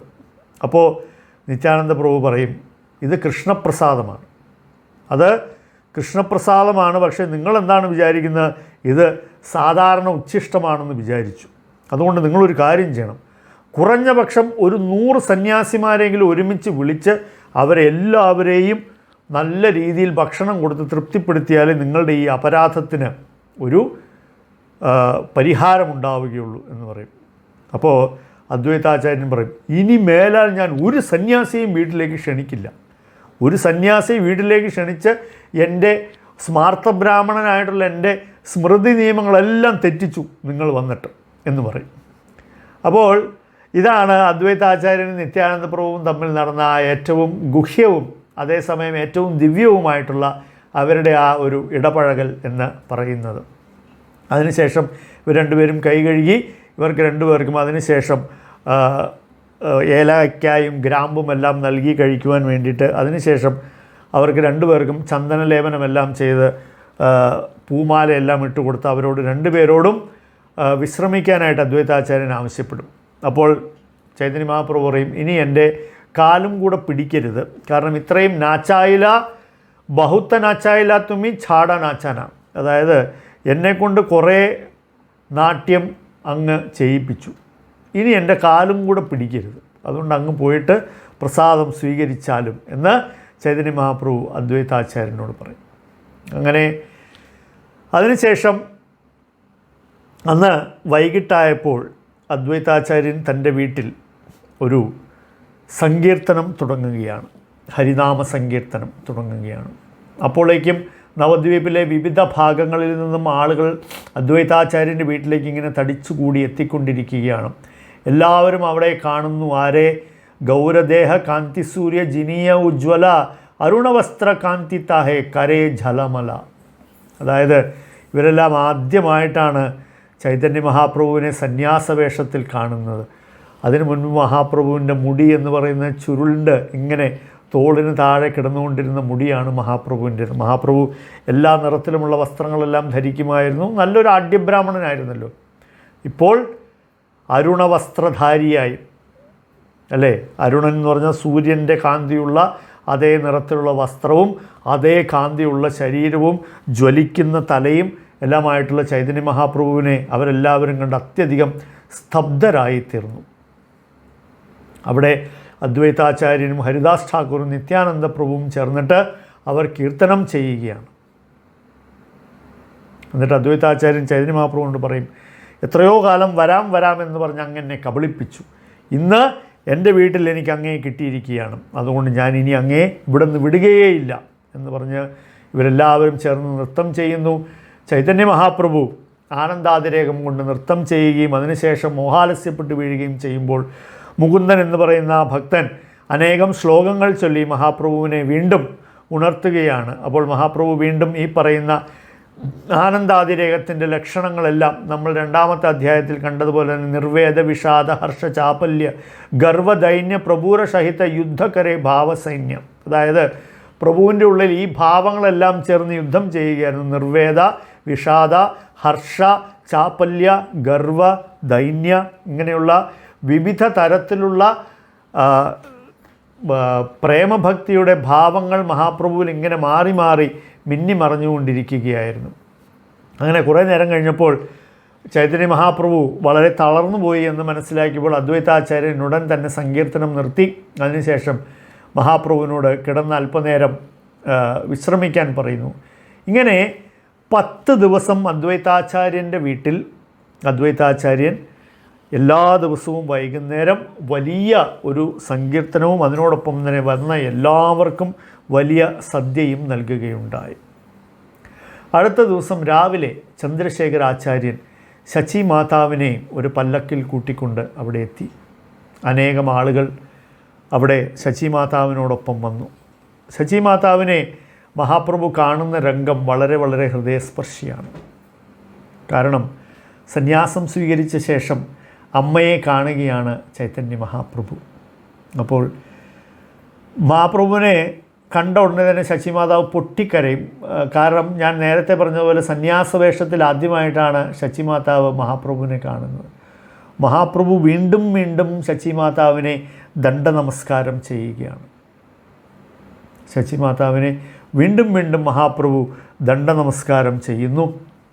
ശചി മാതാവ് മഹാപ്രഭുവിനെ ആലിംഗനം ചെയ്യുന്നു, മടിയിൽ കിടത്തുന്നു, മഹാപ്രഭുവിനെ ഉമ്മ വയ്ക്കുന്നു. വീണ്ടും വീണ്ടും മഹാപ്രഭുവിൻ്റെ മുഖത്തേക്ക് തന്നെ ഇങ്ങനെ ഉറ്റു നോക്കുന്നു. പക്ഷെ ഒന്നുമേ കാണാൻ കഴിയുന്നില്ല, കാരണം കണ്ണ് നിറയെ കണ്ണുനീരാണ്. എന്നിട്ട് മഹാപ്രഭുവിനോട് ശച്ചി മാതാവ് പറയുന്നത്, ഹേ നിമായി, വിശ്വരൂപനെ പോലെ നീയും എന്നോട് ക്രൂരത കാണിക്കരുത്. സന്യാസം സ്വീകരിക്കാനെന്ന് പറഞ്ഞ് പോയ അവൻ പിന്നീട് എന്നെ കാണാൻ വന്നതേയില്ല. നീയും അതുപോലെ എന്നോട് ദയവ് ചെയ്ത് ക്രൂരത കാട്ടരുത് എന്ന് സച്ചി മാതാവ് കരഞ്ഞുകൊണ്ട്, പൊട്ടിക്കരഞ്ഞുകൊണ്ട് പറയുകയാണ്. അപ്പോൾ മഹാപ്രഭു അമ്മയോട് പറയും, ഹേ മാതാവേ, ഈ ശരീരം മാതാവ് തന്നതാണ്. എൻ്റെ ഈ ശരീരത്തിന് ജന്മം നൽകിയത് എൻ്റെ മാതാവാണ്. എന്നെ വളർത്തി ഇത്രയും ആക്കിയത് നിങ്ങളാണ്. അതുകൊണ്ട് ഈ കടം എന്ന് പറയുന്നത് ഇനി ഒരു കോടി ജന്മമെടുത്താലും എനിക്ക് മാതാവിനോടുള്ള കടം ഒരിക്കലും വീട്ടുവാൻ പറ്റുകയില്ല. എന്നിട്ട് മഹാപ്രഭു പറയും, അറിഞ്ഞോ അറിയാതോ എങ്ങനെയോ ഞാൻ ഈ സന്യാസം സ്വീകരിച്ചു പോയി. മാതാവിനെ കണ്ടപ്പോൾ മഹാപ്രഭുവിൻ്റെ ആ വികാരക്ഷോഭത്തിൽ മഹാപ്രഭു പറയാണ്, അറിഞ്ഞോ അറിയാതെയോ ഞാൻ സന്യാസം സ്വീകരിച്ചു പോയി, പക്ഷേ ഒരിക്കലും ഞാൻ അമ്മയെ അവഗണിക്കുകയില്ല. മാത്രമല്ല, അമ്മ എന്ത് പറഞ്ഞാലും ഞാൻ ചെയ്യും. ഞാൻ എവിടെ താമസിക്കണമെന്ന് പറഞ്ഞാലും ഞാൻ താമസിക്കും എന്ന് പറഞ്ഞ് വീണ്ടും വീണ്ടും മഹാപ്രഭു മാതാവിനെ ദണ്ഡനമസ്കാരം ചെയ്യുന്നു. ശച്ചി മാതാവ് മഹാപ്രഭുവിനെ ആലിംഗനം ചെയ്യുന്നു, മടിയിൽ കിടത്തുന്നു, ഉമ്മ വയ്ക്കുന്നു. ഇങ്ങനെ കുറേ നേരം ഇവർ തമ്മിലുള്ള ഇത്രയും വികാരഭരിതമായിട്ടുള്ള ഈ ഒരു രംഗം അവിടെ അദ്വൈതാചാര്യൻ്റെ ഗൃഹത്തിൽ അരങ്ങേറുകയാണ്. അതിനുശേഷം മഹാപ്രഭു നവദ്വീപിൽ നിന്ന് വന്ന ശ്രീവാസ് ഠാക്കൂർ, രമായി, വിദ്യാനിധി, ഗദാധർ പണ്ഡിറ്റ് എല്ലാവരെയും കാണുന്നു. എല്ലാവരും മഹാപ്രഭുവിനെ നോക്കുന്നു. എല്ലാവരും ഭഗവത് ദിവ്യനാമങ്ങൾ പറഞ്ഞുകൊണ്ട് ജപിക്കുകയും നൃത്തം വയ്ക്കുകയും ചെയ്യുകയാണ്. പക്ഷേ എല്ലാവർക്കും മനസ്സിൽ ആ വിഷമമുണ്ട്. അദ്വൈതാചാര്യൻ്റെ ഗ്രഹം വൈകുണ്ഠം പോലെയായി എന്നാണ് കൃഷ്ണദാസ കവിരാജ ഗോസ്വാമി പറയുന്നത്. പക്ഷേ എല്ലാവരും മഹാപ്രഭുവിനെ ഇപ്പോൾ സന്യാസിയായിട്ടാണ് കാണുന്നത്. ആ ഒരു വലിയ വ്യത്യാസം, അവർ നേരത്തെ അവരുടെ നവദ്വീപിലുണ്ടായിരുന്ന നിമായി പണ്ഡിതനല്ല, ഇപ്പോൾ കൃഷ്ണ ചൈതന്യ എന്ന് പറയുന്ന സന്യാസിയാണ് അവരുടെ മുന്നിൽ നിൽക്കുന്നത്. അങ്ങനെ മറ്റൊരു ഗ്രാമങ്ങളിൽ നിന്നെല്ലാം വന്ന ആളുകൾക്കെല്ലാം താമസിക്കാനുള്ള സൗകര്യങ്ങളെല്ലാം അദ്വൈതാചാര്യൻ നടത്തുന്നു. ആചാര്യ ഗോസാനീർ ഭണ്ഡാർ അക്ഷയ അവ്യയ യതദ്രവ്യ വ്യയകരെ തതദ്രവ്യഹായ. അതായത് അദ്വൈതാചാര്യൻ അത്രമാത്രം ഐശ്വര്യമുള്ള ഒരു ബ്രാഹ്മണനായിരുന്നു അത്രേ. കാരണം അദ്ദേഹം എത്ര ആളുകൾ വന്നാലും സദ്യയ്ക്കോ അവർക്കുള്ള ക്രമീകരണങ്ങൾക്കോ യാതൊരു ബുദ്ധിമുട്ടും ഇല്ലായിരുന്നു. അങ്ങനെ ചൈതന്യ മഹാപ്രഭു കീർത്തനം ചെയ്തു തുടങ്ങുമ്പോൾ അദ്ദേഹത്തിൻ്റെ ശരീരത്തിൽ കീർത്തനകരിത്തെ പ്രഭുർ സർവഭാവോദയ സ്തംഭകമ്പ പുളകാശ്രു ഗദ്ഗദ പ്രളയ. സ്തംഭ കമ്പ പുളകാശ്രു ഗദ്ഗദം പ്രളയം എന്നിങ്ങനെ വേണ്ട എല്ലാ ഭാവാതിരേകങ്ങളുടെ എല്ലാ ഭാവങ്ങളും ചൈതന്യ മഹാപ്രഭു പ്രകടിപ്പിച്ചിരുന്നു. അപ്പോൾ ചൈതന്യ മഹാപ്രഭു ഇങ്ങനെ സങ്കീർത്തനത്തിന് ഇടയ്ക്കിടയ്ക്ക് ഇങ്ങനെ വെട്ടിയിട്ട വാഴ പോലെ വീഴുന്നത് കണ്ട് ശച്ചി മാതാവിന് വളരെ വളരെ വിഷമം തോന്നി. അതുകൊണ്ട് ശച്ചി മാതാവ് ഭഗവാൻ മഹാവിഷ്ണുവിനോട് പ്രാർത്ഥിക്കുകയാണ്, എൻ്റെ കുഞ്ഞിങ്ങനെ സങ്കീർത്തനം ചെയ്യുന്നതിനിടയ്ക്കിടയ്ക്ക് ഇങ്ങനെ വീഴുന്നുണ്ട്, പക്ഷേ അവൻ്റെ ശരീരത്തിന് ഒരു പരിക്കും പറ്റാതെ അങ്ങ് കാത്തുകൊള്ളണമേ എന്ന് ശച്ചി മാതാവ് മഹാവിഷ്ണുവിനോട് പ്രാർത്ഥിക്കുകയാണ്. തികച്ചും എപ്രകാരം യശോദ ഓരോ ദിവസവും കൃഷ്ണൻ കുഞ്ഞായിരിക്കുമ്പോൾ പശുക്കുടാങ്ങളെ മേയ്ക്കുവാൻ വേണ്ടി ഇറങ്ങാൻ സമയത്ത് യശോദാ മാതാവ് ദിവസവും നാരായണനെ പ്രാർത്ഥിക്കും, എൻ്റെ കുഞ്ഞിനൊന്നും വരുത്തരുതേ എന്ന്. തത്തുല്യമായിട്ടാണ് ഇവിടെ ശച്ചി മാതാവ് മഹാവിഷ്ണുവിനോട് പ്രാർത്ഥിക്കുകയാണ്, എൻ്റെ കുഞ്ഞിങ്ങനെ സങ്കീർത്തനത്തിനിടയ്ക്കിടയ്ക്ക് ഇവൻ വീഴുന്നു, ഒരിക്കലും എൻ്റെ കുഞ്ഞിന് ഒന്നും സംഭവിക്കരുതേ എന്ന് അവർ പ്രാർത്ഥിക്കുകയാണ്. അപ്പോൾ ശച്ചി മാതാവ് എത്തി. ആ വാത്സല്യം അവർക്ക് എങ്ങനെയെല്ലാം പ്രകടിപ്പിക്കണം എന്നറിയില്ല. അപ്പോൾ ശ്രീവാസ് ഠാക്കൂറും മറ്റുള്ളവരും പറയും, ഞങ്ങളും കൂടെ ചൈതന്യ മഹാപ്രഭുവിനെ ഞങ്ങളുടെ ഗൃഹങ്ങളിലേക്ക് ആനയിക്കട്ടെ, ഞങ്ങൾക്കും അദ്ദേഹത്തിന് ഭിക്ഷ നൽകുവാൻ വേണ്ടി താല്പര്യമുണ്ട് എന്ന് പറയും. അപ്പോൾ ശച്ചി മാതാവ് പറയും, അവരോടെല്ലാവരോടും ചേർന്ന് പറയും, നിങ്ങളെല്ലാവരും ചേർന്ന് എനിക്ക് ദയവായി ഒരു ഭിക്ഷ നൽകണം. അവർ ചോദിക്കും, എന്താണ് വേണ്ടത്? അപ്പോൾ ശച്ചി മാതാവ് പറയും, നിമായെ ഇനിയും നിങ്ങൾക്ക് പലയിടങ്ങളിലും വെച്ച് കാണുവാൻ കഴിയും, പക്ഷേ എനിക്ക് ഇത് കഴിഞ്ഞാൽ നിമായെ കാണാൻ കിട്ടില്ല.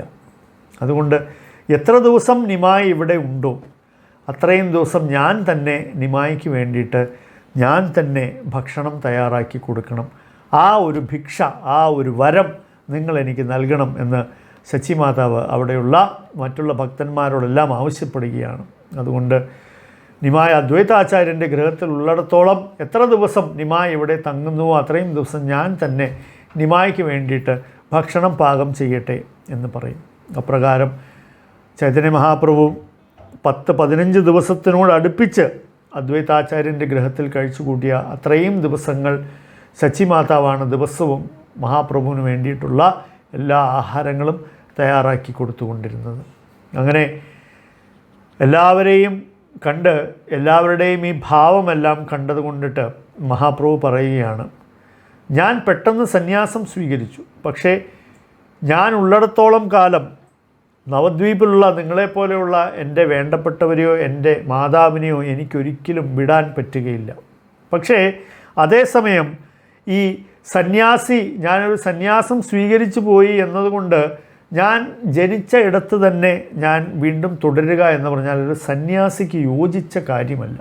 അതുകൊണ്ട് മഹാപ്രഭു പറയുന്നു, നിങ്ങൾ എന്തെങ്കിലും ഒരു തീരുമാനമുണ്ടാക്കും.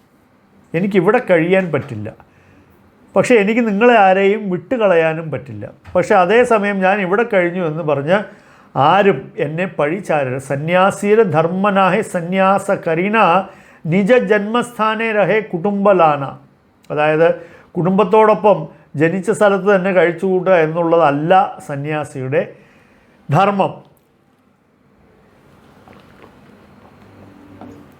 അപ്പോൾ ഇവരെല്ലാവരും പോയിട്ട് ശച്ചി മാതാവിനോട് പറയും, ഇങ്ങനെയാണ് നിമായി പറയുന്നത്, അപ്പോൾ എന്താണ് വേണ്ടത്? അപ്പോൾ ശച്ചി മാതാവ് പറയും, നിമായി ഇവിടെ തന്നെ നിൽക്കുന്നതാണ് എനിക്ക് ഏറ്റവും കൂടുതൽ സന്തോഷം നൽകുന്നത്. പക്ഷേ ആരെങ്കിലും എൻ്റെ നിമായെ കുറ്റം പറയുന്നു എന്നുണ്ടെങ്കിൽ അതെന്നെ സംബന്ധിച്ചിടത്തോളം ഏറ്റവും വിഷമമുണ്ടാക്കുന്ന കാര്യമാണ്. ജഗന്നാഥപുരിയും നവദ്വീപും വളരെ അടുത്തടുത്തുള്ള സ്ഥലങ്ങളാണ്. ശച്ചി മാതാവ് പറയുന്നു, ഒരേ വീട്ടിലെ 2 മുറികൾ പോലെയാണ് ജഗന്നാഥപുരിയും നവദ്വീപും. അതുകൊണ്ട് ആരെങ്കിലുമൊക്കെ വന്നു പോയിക്കൊണ്ടേയിരിക്കും. അതുകൊണ്ട് എപ്പോഴും എനിക്ക് നിമായെ പറ്റിയിട്ടുള്ള വിവരങ്ങൾ കിട്ടിക്കൊണ്ടിരിക്കും. അതുകൊണ്ട് നിമായി പുരിയിൽ ചെന്ന് കഴിയട്ടെ എന്ന് പറയുകയാണ്. അപ്പോൾ എല്ലാവർക്കും വളരെ നല്ല ഒരു തീരുമാനമായിട്ട് അവർക്ക് തോന്നുകയാണ്.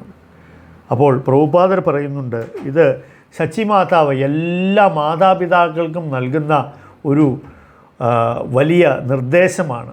ശ്രീമദ് ഭാഗവതത്തിൽ പറഞ്ഞിട്ടുള്ളതുപോലെ ഗുരുർന സസ്യാത് സ്വജനോന സസ്യാത് പിതാന സസ്യാത് ജനനീന സസ്യാത് ദൈവം ന തത്സ്യാൻ ന പതിശ്ച സസ്യാൻ നമോചയേത്യ സമുപേത്യ മൃത്യുവിൽ നിന്നും രക്ഷിക്കാൻ പറ്റില്ല എന്നുണ്ടെങ്കിൽ ഒരുവൻ ഗുരുവാകരുത്, ബന്ധുവാകരുത്, പിതാവാകരുത്, മാതാവാകരുത്, ദൈവം പോലും ആകരുത്. അതായത് ഇഷ്ടദേവത എന്നൊക്കെ നമ്മൾ പറയില്ലേ, പതിയാകരുത്, രാജാവാകരുത്. അതായത് രാജാവ് തൻ്റെ പ്രജയെ, മാതാവോ പിതാവോ തൻ്റെ സന്താനത്തെ, അതുപോലെ തന്നെ ബന്ധുവാണെങ്കിൽ തൻ്റെ ബന്ധുവിനെ, ഗുരുവാണെങ്കിൽ തൻ്റെ ശിഷ്യനെ, ഇവരെ ജനനമരണ ചക്രത്തിൽ നിന്നും കരകയറ്റാൻ പറ്റില്ല എന്നുണ്ടെങ്കിൽ ഈ പണിക്ക് നിൽക്കരുത് എന്നാണ് ശ്രീമദ് ഭാഗവതം പറയുന്നത്. അതായത് ഒരുവൻ ഗുരുവാകാൻ പാടില്ല, ഒരുവൻ ബന്ധുവാകരുത്, ഒരുവൻ പിതാവോ മാതാവോ ആകരുത്, രാജാവാകരുത്, എന്തിനേറെ പറയാൻ ഇഷ്ടദൈവം പോലും ആകരുത്. അതായത് തന്നെ ആശ്രയിക്കുന്നവരെ ജനനമരണ ചക്രത്തിൽ നിന്നും വിടുതൽ നൽകാൻ കഴിയില്ല എന്നുണ്ടെങ്കിൽ ഈ പറയുന്ന ഒരു ഉത്തരവാദിത്വവും ഏൽക്കരുത് എന്ന് ഋഷഭദേവൻ്റെ ശിക്ഷണത്തിൽ ശ്രീമദ് ഭാഗവതത്തിൻ്റെ പറയുന്നുണ്ട്. അപ്പോൾ ശച്ചി മാതാവ് തൻ്റെ പുത്രനെ സന്യാസത്തിനായി അയച്ചുകൊണ്ട് എല്ലാ അമ്മമാർക്കും ഒരു വലിയ സന്ദേശമാണ് നൽകുന്നതെന്ന് ശ്രീല പ്രഭുപാദർ പറയുന്നു. അതായത് എല്ലാ അമ്മമാരും ആഗ്രഹിക്കേണ്ടത് തൻ്റെ പുത്രൻ ഭഗവാൻ ശ്രീകൃഷ്ണൻ്റെ ഭക്തനാകണമെന്നാണ്. അല്ലാതെ എല്ലായ്പ്പോഴും അമ്മയുടെ സംരക്ഷണത്തിന് കീഴിൽ പുത്രൻ കഴിയണമെന്നല്ല.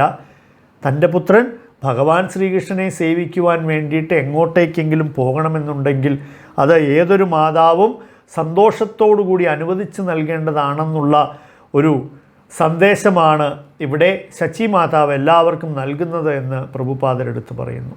അപ്പോൾ ചൈതന്യ മഹാപ്രഭു വളരെ വിനമ്രതയോട് കൂടിയിട്ട്, ആദരവോട് കൂടിയിട്ട് അവരോടെല്ലാവരോടും പറയുകയാണ്, ഘരേയാന കര സദാ കൃഷ്ണ സങ്കീർത്തന, കൃഷ്ണനാമ, കൃഷ്ണകഥ, കൃഷ്ണ ആരാധന.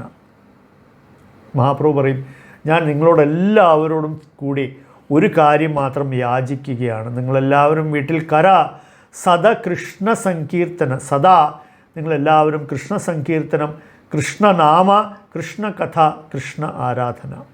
അപ്പോൾ സങ്കീർത്തനം ചെയ്യുക, നാമം ജപിക്കുക, കൃഷ്ണകഥ പാരായണം ചെയ്യുക, കൃഷ്ണനെ ആരാധിക്കുക. ഇങ്ങനെ പറഞ്ഞുകൊണ്ട് അദ്ദേഹം മന്ദഹസിച്ചുകൊണ്ട് അവരോടെല്ലാവരോടും വിട പറഞ്ഞ് ജഗന്നാഥപുരിയിലേക്ക് പുറപ്പെടാൻ തുടങ്ങുകയാണ്. അപ്പോൾ ഈ നിർദ്ദേശം നൽകുന്നതിനോടനുബന്ധിച്ച് ശ്രീല പ്രഭുപാദർ വളരെ 191 ശ്ലോകം, അതായത് മധ്യലീലയിലെ 3-ാമത്തെ അധ്യായത്തിൻ്റെ 191 ശ്ലോകത്തിൻ്റെ ഭാവാർത്ഥത്തിൽ ശ്രീല പ്രഭുപാദർ പറയുന്നുണ്ട്. അതായത് എല്ലാവർക്കും ചൈതന്യ മഹാപ്രഭുവിനെ പോലെ സന്യാസം സ്വീകരിക്കുവാൻ കഴിഞ്ഞില്ല എന്നിരുന്നാലും കുഴപ്പമില്ല. എല്ലാവർക്കും തങ്ങളുടെ വീടുകളിൽ ഭഗവാന്റെ വിഗ്രഹാരാധന ചെയ്യുകയും ആ ഭഗവാനെ സേവിക്കുകയും, ഈ ചൈതന്യ മഹാപ്രഭു പറഞ്ഞിട്ടുള്ളതുപോലെ തന്നെ കൃഷ്ണ സങ്കീർത്തന, കൃഷ്ണനാമ, കൃഷ്ണകഥ, കൃഷ്ണ ആരാധന, ഇത്രയും നമുക്ക് ഗൃഹങ്ങളിൽ തന്നെ ചെയ്യാൻ കഴിയുമെന്നുണ്ടെങ്കിൽ അത് തന്നെ വളരെ നല്ല കാര്യമാണ്. അതെല്ലാവരും ചെയ്യണം. അതിനുള്ള അവസരം എല്ലാവരും ഉണ്ടാക്കിയെടുക്കണം എന്ന് ശ്രീല പ്രഭുപാദർ അവിടെ പറയുന്നുണ്ട്. അതാണ് ചൈതന്യ മഹാപ്രഭു നൽകിയിട്ടുള്ള, അതായത് മഹാപ്രഭു സന്യാസം സ്വീകരിച്ച് നവദ്വീപം ഉപേക്ഷിച്ച് ജഗന്നാഥപുരിയിലേക്ക് പോകുന്നു. അദ്ദേഹം അവരോടെല്ലാവരോടും ചേർന്ന് നിങ്ങളെല്ലാവരും എൻ്റെ പുറകെ ലൈനായിട്ട് വന്നാൽ മാത്രമേ നിങ്ങൾക്ക് പരിപൂർണത ഉണ്ടാവുകയുള്ളൂ എന്നല്ല പറയുന്നത്. മറിച്ച് എന്താണ് അവരോട് പറയുന്നത്? ഞാൻ നിങ്ങളോടെല്ലാം അപേക്ഷിക്കുന്നു, നിങ്ങളെല്ലാവരും കൃഷ്ണ സങ്കീർത്തനം, കൃഷ്ണനാമം, കൃഷ്ണകഥ, കൃഷ്ണ ആരാധന എന്നിവ സദാ ഇതിൽ ഏർപ്പെട്ടിരിക്കുക എന്നുള്ളതാണ് മഹാപ്രഭു നൽകുന്ന ആ ഏറ്റവും പ്രധാനപ്പെട്ട നിർദ്ദേശം. അതിനെ ശ്രീല പ്രഭുപാദർ ഭാവാർത്ഥത്തിൽ എടുത്തു പറയുകയും ചെയ്യുന്നു. അപ്പോൾ ഇത്രയും പറഞ്ഞപ്പോൾ ഹരിദാസ് ഠാക്കൂർ പറഞ്ഞു, അങ്ങ് പുരിയിലേക്ക് പോകുന്നു, ഞാൻ എന്ത് ചെയ്യും? കാരണം ഹരിദാസ് ഠാക്കൂർ, പുരി എന്ന് പറയുന്നത് ഒരു ക്ഷേത്രം നിൽക്കുന്ന ഒരു പട്ടണമാണ്. അപ്പോൾ ഹരിദാസ് ഠാക്കൂറിൻ്റെ ചോദ്യത്തിൻ്റെ ഉദ്ദേശം, ഞാനൊരു യവനനാണല്ലോ, എനിക്ക് പുരിയിൽ എങ്ങനെ പ്രവേശിക്കാൻ പറ്റും? മനസ്സിലായില്ലേ? അപ്പോൾ ഞാനെങ്ങനെ മുനി അധമത്വമാർ ന പാപ ദർശന കേമത്തെ ധരിബ ഏ പാപിഷ്ഠ ജീവന. അപ്പോൾ അങ്ങനെയാണെങ്കിൽ എൻ്റെ ജീവിതം ഞാൻ എങ്ങനെ കഴിച്ചു കൂട്ടും? അപ്പോൾ മഹാപ്രഭു പറയും, ആരത്തുമി ദൈന്യ സംവരണ തുമാര ദൈന്യത്തെ മൊര വ്യാകുലഹയ മന. അതായത് ഇനിയും കൂടുതൽ വിനമ്രനാകരുത് എന്ന് ഹരിദാസ് ഠാക്കൂറിനോട് പറയുകയാണ്.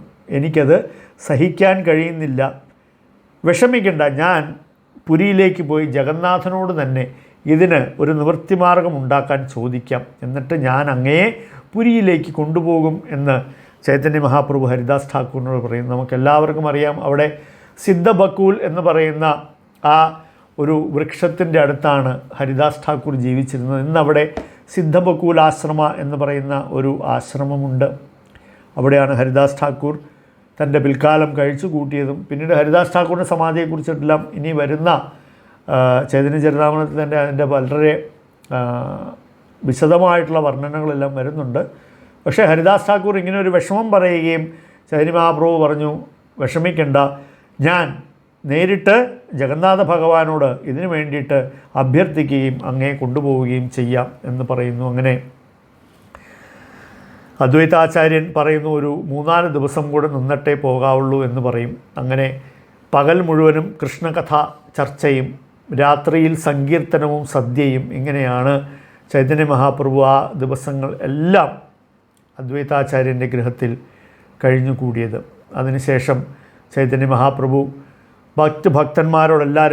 എല്ലാവരോടും പറയുകയാണ്, നിങ്ങളെല്ലാവരും നിങ്ങളുടെ സ്വഗൃഹങ്ങളിലേക്ക് മടങ്ങുക, അവിടെ ഇരുന്നു കൊണ്ട് നാമസങ്കീർത്തനം ചെയ്യുക. ഇനിയും നമ്മൾ വീണ്ടും കണ്ടുമുട്ടും. ചിലപ്പോൾ നിങ്ങൾ ജഗന്നാഥപുരിയിലേക്ക് വരും, ചിലപ്പോൾ ഞാനിവിടെ ഗംഗാസ്നാനത്തിനായി ഞാൻ ഇങ്ങോട്ട് വരും എന്ന് പറയും.